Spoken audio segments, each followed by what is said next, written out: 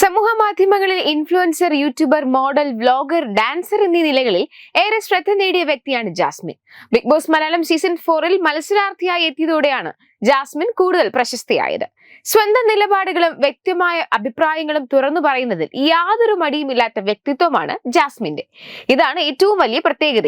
ഷോയിലെ ശക്തരായ മത്സരാർത്ഥികളിൽ ഒരാളായി ജാസ്മിൻ കണക്കാക്കപ്പെടുന്നു. കൂടാതെ നിരവധി വിഷയങ്ങളിൽ വ്യക്തമായ കാഴ്ചപ്പാടുകൾ അവതരിപ്പിക്കുകയും സാമൂഹിക വിഷയങ്ങളിൽ പ്രതികരിക്കുകയും ചെയ്യുന്ന വ്യക്തിയുടെ നിലയിലും ജാസ്മിൻ ശ്രദ്ധ നേടിയിട്ടുണ്ട്. പല വിവാദങ്ങളിലും പെട്ടിട്ടുണ്ടെങ്കിൽ പോലും സോഷ്യൽ മീഡിയയിൽ ഇന്നും നിറഞ്ഞു നിൽക്കുകയാണ് ഈ താരം.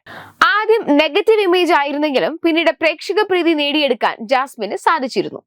സഹ മത്സരാർത്ഥിയായ ഗബ്രിയുമായുള്ള സൗഹൃദവും ശ്രദ്ധിക്കപ്പെടുന്നു. ബിഗ് ബോസ് അവസാനിച്ചതിന് ശേഷവും സോഷ്യൽ മീഡിയ ലോകത്ത് സജീവമായി തുടരുകയാണ് ജാസ്മിൻ ജാഫർ. ഇപ്പോഴിതാ ഇവരുടെ ഒരു ഫോട്ടോഷൂട്ടാണ് സമൂഹ മാധ്യമങ്ങളിൽ വൈറലായിരിക്കുന്നത്. കേരള സാരി ഉടുത്ത് മുല്ലപ്പൂ ചൂടി കയ്യിൽ കുപ്പിവളയണിഞ്ഞ് തനി മലയാളി ലുക്കിലാണ് പുതിയ വീഡിയോയിൽ ജാസ്മിൻ പ്രത്യക്ഷപ്പെട്ടിരിക്കുന്നത്. ജാസ്മിനെ ഈ വേഷത്തിൽ കാണാൻ ഒരു പ്രത്യേക സൗന്ദര്യം തന്നെയാണ് എന്നാണ് വീഡിയോയ്ക്ക് താഴെ പലരും കമന്റ് ചെയ്യുന്നത്. എന്താ കമന്റ് ചെയ്യേണ്ടതെന്ന് അറിയില്ല, ഒരു രക്ഷയുമില്ല, ജാസ്മിന് എന്തും ചേരും, ഇതാണ് ഒരാൾ കമന്റ് ബോക്സിൽ കുറിച്ചിരിക്കുന്നത്.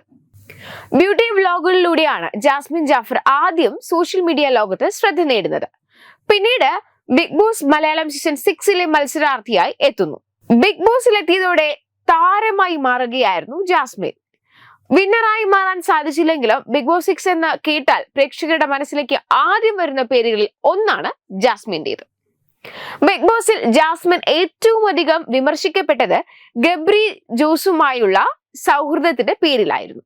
ഹൗസിന് പുറത്തെത്തിയാൽ ഇരുവരും പിരിയുമെന്ന് പലരും പറഞ്ഞെങ്കിലും ഇരുവർക്കുമിടയിലെ സൗഹൃദത്തിന് ഇടിവൊന്നും ഉണ്ടായിട്ടില്ല എന്നതാണ് ഏറ്റവും വലിയ പ്രത്യേകത. അതേസമയം ഈ ഫോട്ടോഷൂട്ടിനെയും വിമർശിച്ച് നിരവധി പേർ രംഗത്തെത്തി. എന്നാൽ എപ്പോഴത്തെയും പോലെ തന്നെ അതൊന്നും മൈൻഡ് ചെയ്യാതെ മുന്നോട്ട് എന്ന നിലപാട് തന്നെയാണ് ജാസ്മിന്റേത്.